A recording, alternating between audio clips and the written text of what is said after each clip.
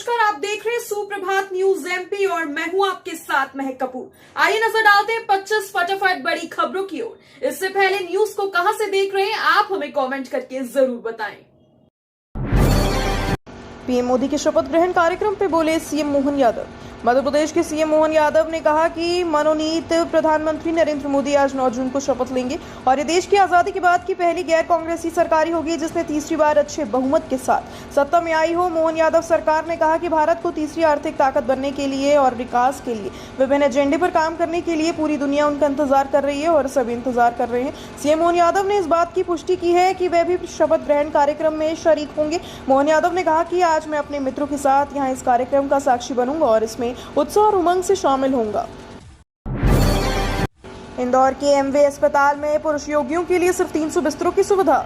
मध्य प्रदेश के सबसे अधिक जनसंख्या वाले शहर में शासकीय स्वास्थ्य सुविधाओं के विकास के दावे तो किए जाते हैं, लेकिन उनका फोकस महिलाओं और बच्चों पर नजर आता है। शहर में पुरुषों की आजादी 10 लाख से अधिक है, लेकिन महात्मा गांधी स्मृति चिकित्सालय महाविद्यालय के अधीनस्थ एमवाई अस्पताल की एकमात्र शासकीय अस्पताल है जहां पर पुरुष रोगियों के उपचार के लिए मात्र 300 बिस्तरों की सुविधा उपलब्ध है। ऐसे में अनेक पुरुषों को मजबूरन निजी अस्पताल में ही इलाज कराने के लिए जाना पड़ता है। बोर्ड परीक्षा के टॉपर विद्यार्थियों को स्कूटी लैपटॉप का इंतजार। माध्यमिक शिक्षा मंडल बोर्ड की कक्षा 12वीं के टॉपर विद्यार्थियों को शासन से मिलने वाली स्कूटी लैपटॉप की राशि का इंतजार है। लोकसभा चुनाव की आचार संहिता के चलते शासन की तरफ से अभी तक कोई आदेश जारी नहीं हुआ है। जिला शिक्षा विभाग ने शासकीय एवं निजी स्कूलों को पत्र लिखकर टॉपर विद्यार्थियों की सूची उपलब्ध कराने के आदेश जारी कर दिए हैं। शासन द्वारा 75% से अधिक अंक प्राप्त करने वाले विद्यार्थियों को लैपटॉप की राशि 25,000 का भुगतान किया जाता है, जबकि शासकीय स्कूलों के टॉपर एक बालक एक बालिका को स्कूटी वितरण की जाती है।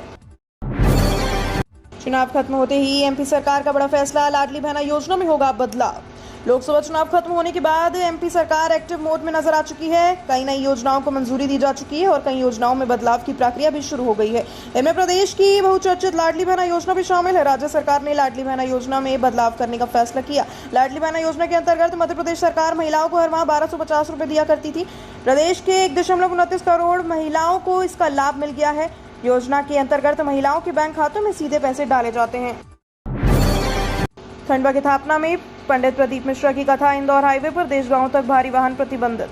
पंडित प्रदीप मिश्रा की शिव महापुराण कथा की तैयारी जोर शोर से जारी है। आज 9 जून को शुरू होने वाली कथा के लिए मोटका रोड पर ग्राम थापना के समीप 25 एकड़ परिसर में वाटरप्रूफ पंडाल लगाया जा रहा है। प्रशासन का ध्यान भीड़ नियंत्रण और ट्रैफिक व्यवस्था पर है। तीर्थ नगरी ओमकारेश्वर के निकट होने वाली शिव पुराण कथा श्रवण करने के लिए देश भर से रोजाना लगभग 2 लाख श्रद्धालुओं की आगमन की संभावनाओं को दृष्टिगत रखते हुए आवश्यक व्यवस्था की जा रही है। ट्रैफिक पुलिस ने यातायात व्यवस्था को रोड मैप भी तैयार कर लिया है। नरेंद्र मोदी की नई सरकार में मध्य प्रदेश में किसे मिलेगा मौका।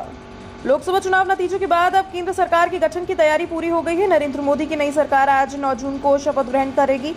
कार्यक्रम शाम 7:45 पर रखा गया है। जानकारी के मुताबिक नरेंद्र मोदी के साथ 52 से 55 मंत्री शपथ ले सकते हैं। मध्य प्रदेश से भी बीजेपी सांसदों को केंद्र की नई सरकार में जगह मिलने की पूरी संभावना है। जानकारी के मुताबिक मध्य प्रदेश के कई बीजेपी सांसदों को मंत्री पद की जिम्मेदारी दी जा सकती है। बीजेपी सांसद ज्योतिरादित्य सिंधिया और शिवराज सिंह चौहान को मोदी की नई कैबिनेट में जगह मिलने की संभावना जताई जा रही है।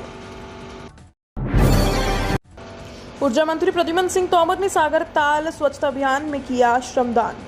बारिश से पूर्व तालाब, कुएं, बावड़ी सहित अन्य जल संरचनाओं को सहेजने उनके संवर्धन करने के लिए मध्य प्रदेश सरकार प्रदेश में जलगंगा संवर्धन अभियान चला रही है। इसके तहत प्रदेश की जल संरचनाओं की सफाई की जा रही है, उनका गहरीकरण किया जा रहा है, उसमें जमा गंदगी हटाई जा रही है जिससे बारिश के समय यहाँ पानी संग्रहित हो सके। ग्वालियर में भी जलगंगा संवर्धन अभियान चल रहा है। ग्वालियर के तलब हुए बावड़ी सहज रहा रहे हैं। ग्वालियर के ऐतिहासिक सागर ताल में सफाई अभियान चलाया जा रहा है, उसकी सफाई की जा रही है। खुली बोली से होगी वक्फ कृषि भूमि की नीलामी। 11 से शुरू होगी संभागवार प्रक्रिया। मध्य प्रदेश वक्फ बोर्ड की नई टीम लगातार नवाचार की तरफ बढ़ रही है। अपने अल्प कार्यकाल में बोर्ड ने वक्फ संपत्तियों में अतिक्रमण हटाने, कमेटियों के व्यवस्थित संचालन और वक्फ के दागियों से वसूली जैसे कई कदम उठाए। इसी कड़ी में अब बोर्ड ने अपने आधिपत्य से कृषि भूमि की खुली नीलामी करने की पहल की है। अलग अलग संभागों की भूमि यहाँ की नीलामी प्रक्रिया 11 जून से शुरू होगी। मध्य प्रदेश वक्फ बोर्ड अध्यक्ष डॉक्टर सनवर पटेल ने बताया कि वक्फ आमदनी में इजाफा करने के नियत के साथ ये कदम उठाया जा रहा है। उज्जैन में क्षिप्रा तट पर विराजी मां गंगा। 15 दिवसीय गंगा दशहरा महोत्सव शुरू। धार्मिक नगरी उज्जैन में क्षिप्रा नदी के तट पर गंगा दशहरा उत्सव की शुरुआत हो चुकी है। भागसीपुरा से निकलकर रथ पर सवार मां गंगा रामघाट पधारी, जहां पर पिशाच मुक्तेश्वर तीर्थ के सामने विधिवत पूजन अर्चन करके विराजित किया गया। अब 16 जून तक मां यहां पर विराजित रहेंगी। इस दौरान प्रतिदिन विभिन्न तरह के धार्मिक और सांस्कृतिक कार्यक्रमों का आयोजन यहां पर किया जाएगा। मोक्षदायिनी मां शिप्रा के तट पर गंगा दशहरा मनाने की परंपरा अनादिकाल से चली आ रही है। उज्जैन में शुरू हुए गंगा दशहरा महोत्सव के अलावा माता गंगा भागसीपुरा में विराजित रहती हैं और यहीं से धूमधाम से सवारी निकालकर उन्हें रामघाट तक ले जाया जाता है। नीट एग्जाम परिणाम में गड़बड़ी को लेकर एनएसयूआई का प्रदर्शन, सीबीआई की जांच की मांग। 4 जून को जारी हुए नीट यूजी 2024 के परिणाम को लेकर लगातार विरोध का दौर जारी है। मध्य प्रदेश में मामले को लेकर हाईकोर्ट में याचिका दायर की गई। वहीं शनिवार को कांग्रेस का छात्र संगठन एनएसयूआई ने पीएससी के सामने प्रदर्शन किया। इस दौरान उन्होंने नीट परीक्षा परिणाम 2024 की जांच सीबीआई से करने की मांग की। एनएसयूआई ने जमकर विरोध प्रदर्शन भी किया। राजधानी भोपाल में एनएसयूआई के प्रदर्शन अध्यक्ष आशुतोष चौकसे ने प्रोटेस्ट करते हुए नीट परीक्षा में धांधली का आरोप लगाया। कॉमन डक्ट के सड़कों की मरम्मत में होने वाले खर्च से मिलेगा छुटकारा।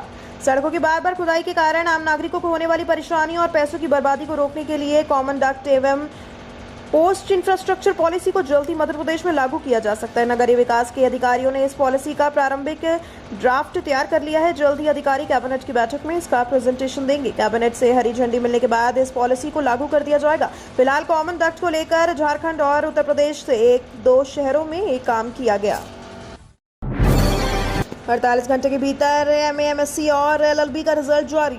देवयालय विश्वविद्यालय ने स्नातकोत्तर पाठ्यक्रम के सेमेस्टर परीक्षाओं के परिणाम घोषित कर दिए हैं। ये सभी रिजल्ट 48 घंटे के भीतर विश्वविद्यालय की वेबसाइट पर अपलोड किए जाएंगे।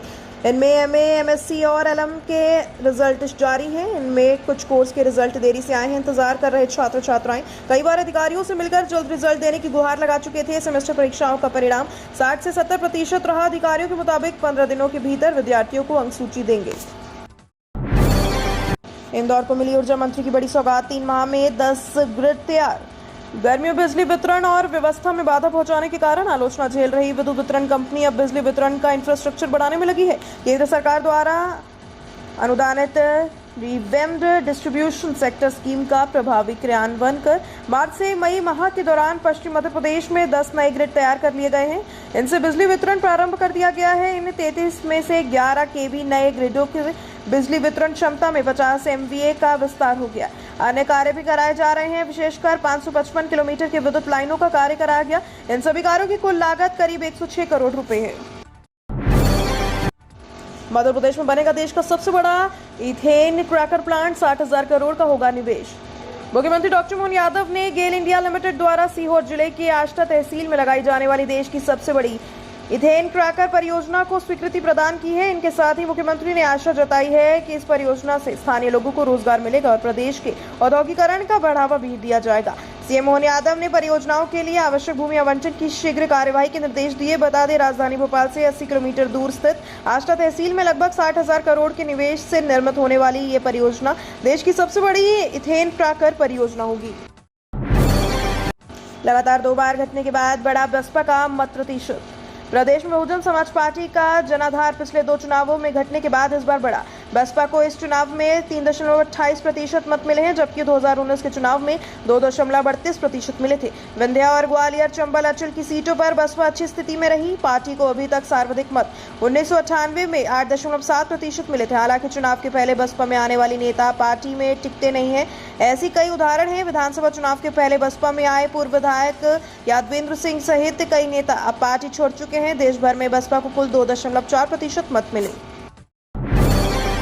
प्रधानमंत्री पद की शपथ से पहले मोदी के लिए महाकाल मंदिर में पूजा। लोकसभा चुनाव में भी देश की जनता ने नरेंद्र मोदी को सर्वमान्य नेता मान लिया। यही कारण है कि आज 9 जून को नरेंद्र मोदी तीसरी बार प्रधानमंत्री पद की शपथ लेने वाले हैं। तीसरी बार देश में मोदी सरकार बनने की खुशियां तो चारों ओर दिखाई दे रही हैं, लेकिन इन खुशियों के बीच किसी भी प्रकार की कोई अड़चन न आए, इसलिए विश्व प्रसिद्ध श्री महाकालेश्वर मंदिर में इन दिनों एक विशेष पूजा अर्चन की जा रही है। बाबा महाकाल से ये कामना भी की जा रही है कि जिस प्रकार वे शत्रुओं का नाश करते हैं, उसी प्रकार नरेंद्र मोदी जी भी सभी संकटों को हर कर उनके आशीर्वाद प्रदान करें। अमृत अस्पताल में नहीं होती गरीब मरीजों की डायलिसिस, आयुष्मान कार्डधारी मरीजों को लौटाया गया। शहडोल में जहां एक और केंद्र सरकार गरीब मरीजों को मुफ्त में इलाज की गारंटी देकर गरीब तबके के लोगों को आयुष्मान कार्ड जारी कर रही है। वहीं दूसरी ओर शहडोल में नामचीन निजी अस्पताल में आयुष्मान कार्ड सिर्फ दिखावा साबित हो रहा है। कुछ ऐसा ही मामला शहडोल के 2 निजी अस्पतालों में देखने को मिला, जहां से आयुष्मान कार्डधारी गरीब मरीज को बिना डायलिसिस के ही लौटा दिया गया। भोपाल जोधपुर एक्सप्रेस की कपलिंग टूटने से 2 हिस्सों में बटी ट्रेन। भोपाल जोधपुर एक्सप्रेस जो बीना रेलवे स्टेशन से जोधपुर के लिए रवाना हुई थी, इसका इंजन चलती ट्रेन से ट्रेन में लगे स्पेयर कोच लेकर करीब 100 मीटर आगे निकल गया और बाकी ट्रेन के कोच खड़े रह गए। यात्री इंजन के वापस आने का इंतजार करते रहे। बताया जा रहा है कि ट्रेन के डब्बे की कपलिंग बीना से मूंगवाली के बीच खुल गई। इसके साथ ही ट्रेन के इंजन से जुड़े 7 डब्बे आगे निकल गए, बाकी गाड़ी का सारा रैक पीछे छूट गया। सीबीसी और स्क्रू कपलिंग के लिए योग पेन आती है, इसी से वह जुड़ती है। काम की खबर, 10 लाख से अधिक की गाड़ी खरीद पर देना होगा टीसीएस। अगर आप कार खरीदने की योजना बना रहे हैं तो आपको इस चीज को अपनी योजना में शामिल करना चाहिए कि आयकर के प्रावधानों के अनुरूप 10 लाख रुपए से ज्यादा की गाड़ी खरीदने पर गाड़ी विक्रेता द्वारा उस पर बिल का 1% टीसीएस खरीदार से लेना अनिवार्य होगा। हालांकि ये दर कुछ परिस्थितियों में अलग अलग हो सकती है। धारा 206 सीएससी के तहत अगर खरीदार पैन कार्ड नहीं देता तो ऐसे टीसीएस की दर 20% हो सकती है। इसके अलावा अगर खरीदार ने पिछले 2 वित्तीय वर्ष में अपना आयकर रिटर्न दाखिल नहीं किया तो टीसीएस की दर 5% हो सकती है। इंदौर में 2 माह के भीतर होगा मेट्रो का फास्ट ट्रायल रन। मेट्रो का संचालन इस साल मुश्किल। इंदौर में अब मेट्रो का फास्ट ट्रायल रन लेने की तैयारी मेट्रो ट्रेन कॉर्पोरेशन ने की है। मेट्रो डिपो से मेट्रो स्टेशन तक 5 किलोमीटर हिस्से में मेट्रो ट्रेन का कोच 70 से 80 किलोमीटर प्रति घंटे की रफ्तार से दौड़कर देखा जाएगा। 2 माह के भीतर ये फास्ट रन करने का लक्ष्य अफसरों ने रखा है। पिछले साल अक्टूबर में विधानसभा चुनाव से पहले इंदौर में मेट्रो का ट्रायल रन पूर्व मुख्यमंत्री शिवराज सिंह चौहान की मौजूदगी में किया गया था।